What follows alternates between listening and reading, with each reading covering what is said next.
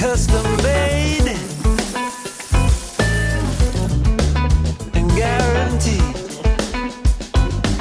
Hey there LEGO Legends, welcome back to another episode of How Did You Build That? Now if you couldn't guess by now, today's episode is going to be about the episode Blown Away. Now I was literally blown away by this episode, not because of its big fans, thanks Hamish, and not because of the literal big fan, but because of how successful so many of the teams were. Even the ones that didn't perhaps do so well at the end, their mechanisms, their designs were still fantastic, and had they been able to power them by another means, they would have been absolutely phenomenal. Coming from Season 3, it was always a bit of a challenge mechanically. Only about half the teams actually had a great deal of experience behind them to be able to build really fantastic machines, and I've already seen comments online where we've all gone, whoa, I'm glad that wasn't in our season.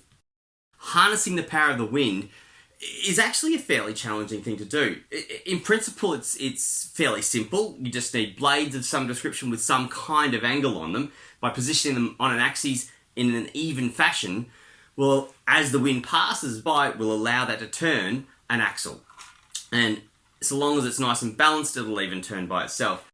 I'm just using an ordinary house fan on setting 1, and we're already getting a fair bit of speed. Now the problem with this is it doesn't have a lot of torque. It wouldn't take very much for me to be able to slow that down. And any kind of mechanical connection is probably going to have an impact on that. Let's have a look, see what that does. And straight away, you can see that just the friction in that model, and I've kept that drive shaft completely straight, has completely stalled it. Oh, it doesn't like it. See, this is the amazing thing. That the fact that the guys were able to actually create a mechanism that they couldn't jumpstart is incredibly challenging. Incredibly challenging. And it would have been so difficult for them to be able to get that right. So hats off to any of them for getting anything moving, let alone actually getting it to move reliably. I've just used some Angular Technic panels as my blades.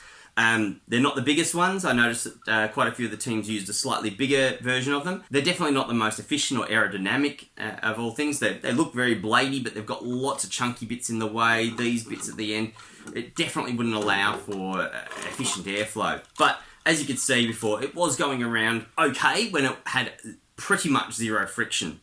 I say zero friction because it's just that one axle going directly through the middle of the mount. Even though these move pretty well, that's a lot of extra friction than just pivoting within the actual Technic hole. So every time you put an extra bend in that, it's creating extra stress. So the caterpillar, as it traversed the actual hill, was creating extra bits of friction in each mechanism and in each joint. So I'm truly amazed at just how much movement they actually got in it.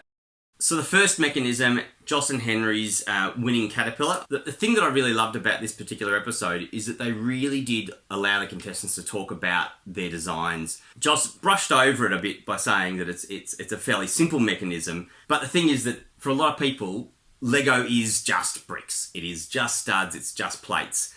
So getting anything to move, mate, take the credit where credit's due. You're well and truly down the path of Lego mastery, shall we say.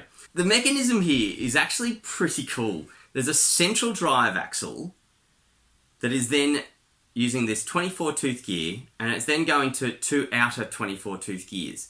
And these particular gears have 4 holes around the center axle hole. As you can see, this beam rotates around that center, using that axle through to a second gear, and then positioning the same system, the beam pivoting on another beam, but from a different hole. Because of course with the axle going through the middle, the gears need to be in the same position. By having one at 12 and then one at 3, you get an offset. So you get that little step, step, step.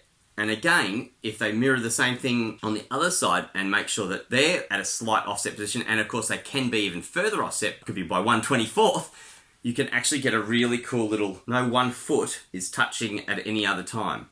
So it's a really cute little system that then, after creating that module, they were able to replicate 30 odd times. I'm still amazed that that small amount of friction still wasn't too much, that it didn't stop the fan from propelling it. But well done guys, great little mechanism. Now the next mechanism that I wanted to talk about, Caleb and Alex's Wizard. This was well wicked. It's a trickier mechanism than I think even Caleb gave himself credit for. Look, I don't think I've got this perfect, but I'm hoping that I've got it pretty close. To actually have it come down and close over and have the arm sort of come in before drawing back, it's a pretty challenging thing. The way that they've done it, they've got one beam here pulling the upper arm to this grey beam here, and then further down that lift arm that's pulling the upper arm, they've got a couple of studs down, a different lift arm pulling the forearm. So as that rotates around, it's in a slightly different position as it's pulling the other part. Ever so subtle, but there is some movement in the elbow joint over here. I was really, really impressed with that. This actually feels really, really balanced. So I'm very, very sorry that it didn't actually work for you guys on the day. Finally, I'm going to talk about Nick and Jean. I originally started building that mechanism, seeing a few of the photos from behind, and built it around a box, and then realised I needed the top to be able to make the neck joint. So then I made a U design, and then thanks editing team, because you actually gave a complete front view of the mechanism and the frame that was actually used to build it. This is pretty much exactly what the guys built from this section up. The principle is simple, but to actually get it all to work and to get it all to balance, that is quite the achievement. That particular axle drives a 24 tooth and an 8 tooth gear. From that 24 tooth, it goes to another 24 tooth, which it's just got an axle going through to a second one that uses the pinholes to then move this beam, but it's being pivoted by this shorter beam that then tilts off this other side of the frame. And that is the headbang mechanism. 8 tooth gear goes onto a 24 tooth gear on this side, and because it's 8 to 24, it's being slowed down by a factor of 3, which then allows the arm to go at a slower rate to the head. Now, obviously the faster it went, the better it looked, but yeah, that was pretty sick. Now, I forgot to talk about the fact that these guys had actually offset the shoulder. This shoulder joint uses a universal joint to get it off stud. And as you can see, as it rotates, it allows this axle to be off at an angle. Now, I'm not quite sure how the guys did it, but I've been able to do it with these couple of angled connectors, and then place that axle through that other pin. And it's a very smart way of having the arm come across the body. The mastery here isn't even in so much the mechanism, it's then all the extra weight that was put on top of it, and then for it to still be successfully powered by the wind. I am truly amazed. I think that this is one of those challenges where I'll never be able to get it replicated like it was done in the show, because I just simply don't have one of those large industrial fans, but it's a challenge that I would love to take part in. So all stars, feel free to throw it in there for us. Hats off to all of the contestants in that challenge. They did a remarkable job of making all of their contraptions move. I only picked these 3 just because they particularly took my fancy, but yeah, I was truly amazed by your level of ingenuity mechanically, but then to throw the artistry on top.